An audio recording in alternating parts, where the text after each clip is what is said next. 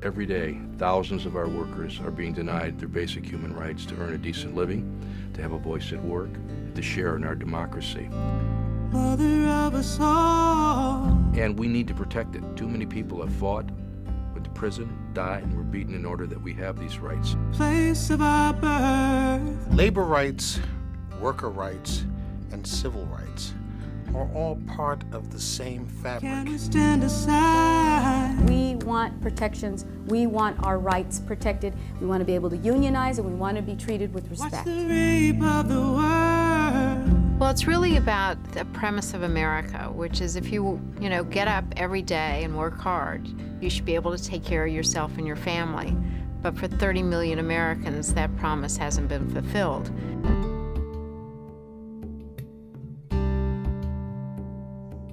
The Universal Declaration of Human Rights are as important today as they were back in 1948, perhaps even more so.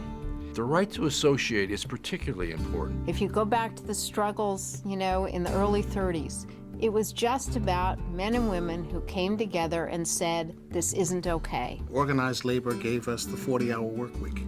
Organized labor gave us child protection laws. Disability benefits, health care, vacation, you name it. That came from a movement of workers in this country who were fed up with abuses. And we've slid back to a position in our economy today where many of these abuses are rampant.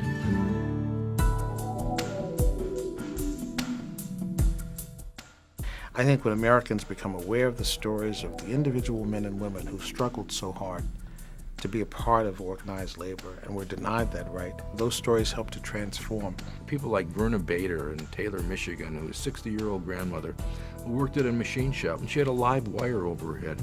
And she went into work and she wanted that wire removed because it was dangerous. They wouldn't do it, so she went together with 4 of her other employees to try to form a union, and they fired all 5 of those employees. It took her 12 years to get compensation from the NLRB. I just got scolded 2 weeks ago for calling in sick.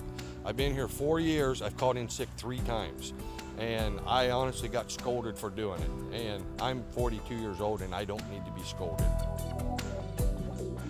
Queríamos organizarlos, por la razón era de que los daban mal trato, los daban demasiado trabajo y lo que ganábamos era poquito.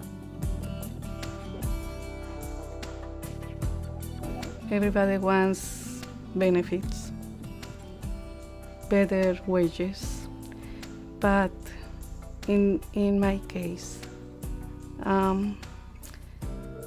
I want respect. And that's why they organize. They get frustrated because they're treated as second-class citizens. They're not listened to. They're treated with disrespect. They never get training. But they don't get the kinds of things that we would assume a human being should get in a workplace. The system is broken. By law, employers aren't supposed to coerce or intimidate or fire employees for attempting to exercise their constitutional right to organize at a work site. But yet they do, and they do it in horrific numbers every day. We can do better, we should do better. Our workers deserve better. They deserve the right to express themselves freely and to bargain collectively. They hired this new supervisor, and he was dressed like a regular technician. No one knew he was a supervisor. And he was riding with one of our supporters. So I saw them together one morning, and I went over to the truck, not realizing he was a supervisor. The supervisor overheard me telling him that we were getting ready to start the campaign up again. They called me back in that same day and made up another fictitious poor performance job that I had been on and fired me. We are fighting literally for our right, a First Amendment right, to even talk about the union at work. And these people will wait for us in the parking lots, We roll up, or if we walk inside the building, they call the police. Everybody wanted to form the union, but they were scared. Somehow, the news of our forming union leaked out through some source. And in February 2003, the general manager summoned me to his office, and he said that,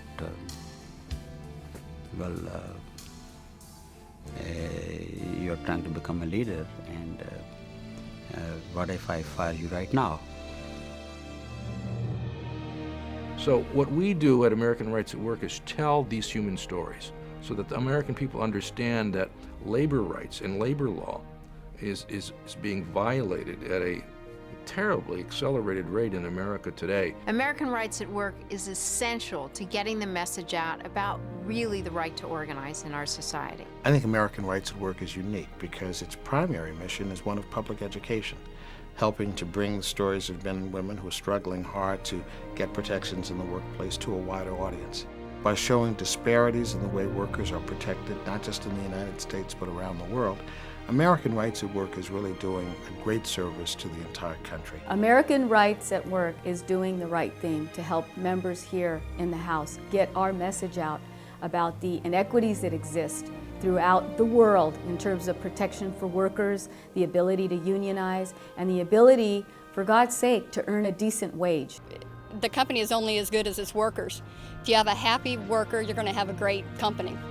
So why not make it union and have everybody have a voice? American Rights at Work is going to level that playing field. We're going to get our message out very clear, very succinctly, so the American people understand what's at stake for not only their pocketbooks, but for their individual liberties and rights.